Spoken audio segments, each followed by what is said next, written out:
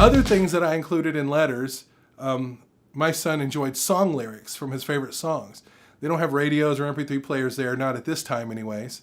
And so he would just have the lyrics and he would just read through them and everything and keep encouraged. I also went to printing memes online. I'd go find some because he didn't have access to internet or anything like that. So I had to keep him up with the latest stuff and the goings on. So I'd print them off and send them off to him in an envelope. Another really great thing to do is send pictures of pets, of family, of friends. If you do different things with your family, just make sure you kind of include them. Just send a picture, a snapshot. Let them know that everything's okay, everyone's doing well. When you're writing back to them, especially because they're going to get paper and an envelope to write a letter as soon as they're able to. So you'll get that first letter. Again, it may be a couple weeks, but address them exactly as they have it written on their envelope, whether it's private, recruit, whatever they have it, and then put it exactly as they have it. The address the exact same way they have it. Keep in mind though, the address might change, but you have no control. Just go with what they have. Sometimes your recruiter will get a different address and give that to you.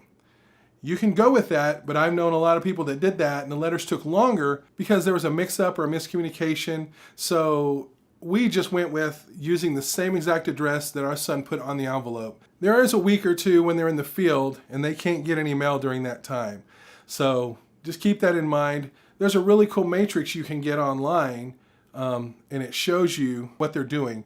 It's not exactly 100% accurate, we found out, but it gives you at least an idea and at least a gauge on what they're doing week to week.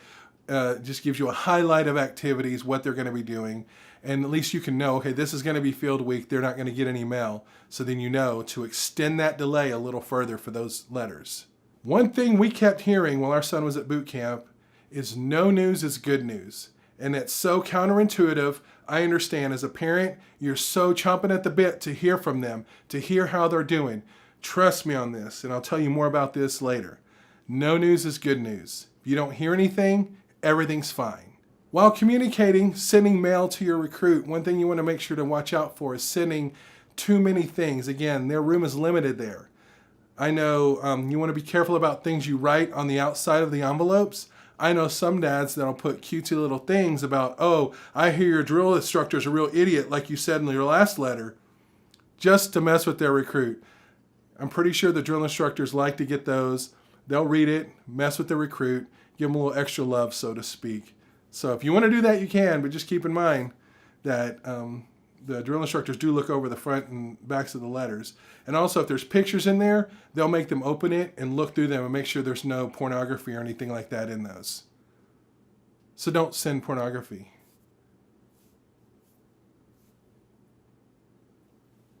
Unless you have to. Then I guess send it on very thinly printed paper. I don't know. Care packages. A lot of people want to know, can I send my son a care package while he's at boot camp? I would say the answer is no. Just because if you do send a care package, for example, one of the big questions that came up while our son was there was about protein bars. Well, the rule I learned is only send them what your son says their drill instructor says they can receive. If your son says, our drill instructor says we can get protein bars, but you've got to send 150 of them, you can find 150 of them, package them, and send them. If your son never tells you that, but you hear somebody else's son say, their drill instructor said they can get them, well, I'm going to send them. You can do it, but I'm kind of saying that you're probably promising your son a world of hurt if you do it unprompted and send them a care package with protein bars or anything like that in there.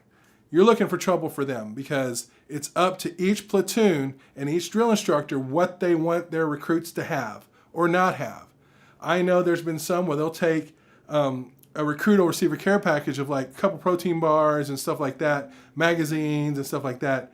The drill instructors take it all, and they'll also then punish the recruit that received it. So it's best just to wait for them to ask for it. But if you must send a care package, just know that what you send could potentially get your recruit in trouble.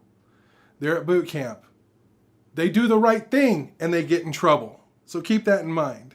And make sure to tell everyone else who has their address about the care packages, because we have had friends that wanted to send a care package and we're like, no, don't, please.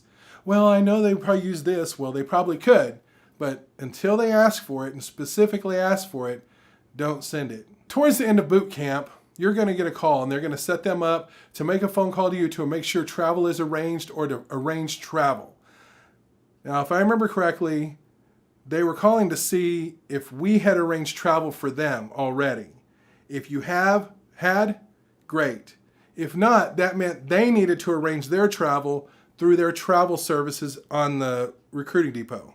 So you want to try to make sure to be ready for that call and coordinate through letters, because we started early, getting travel arranged and make sure that we knew what we needed to have done. Because when they call and you have already arranged their travel, you need to give them that information, because they have to provide it to their superiors to be documented to make sure that they know they have a way home. Otherwise, they're going to make them book their own travel, and then you're going to have to deal with 2 tickets and how to work that out. Another point to think about is the official Marine Corps pictures that they take with their platoon at boot camp. Oh my gosh, I went and found a printout of the order sheet, and I went through and I said, get these for us, and you get what you want. Well, I didn't know when the pictures were being taken, and that actually missed him by a couple weeks. They'd already taken pictures. My son went and ordered them and got tons of pictures, and it was fine. We're happy with it. It wasn't a tragedy. Then again, they're going to be in the midst of boot camp. That's probably going to be the last thing on their mind, so it's probably a moot point anyways. So that's what I have as far as communication while your son or daughter's at boot camp. I hope it was informative. I hope it was enjoyable. If you liked it, please like it. Also share it with others who you think would use the information. Any comments or questions, share those. We'll get them answered or responded to one way or another. Again, thank you for joining. I'm Mike with Semper Dad. Have a wonderful day.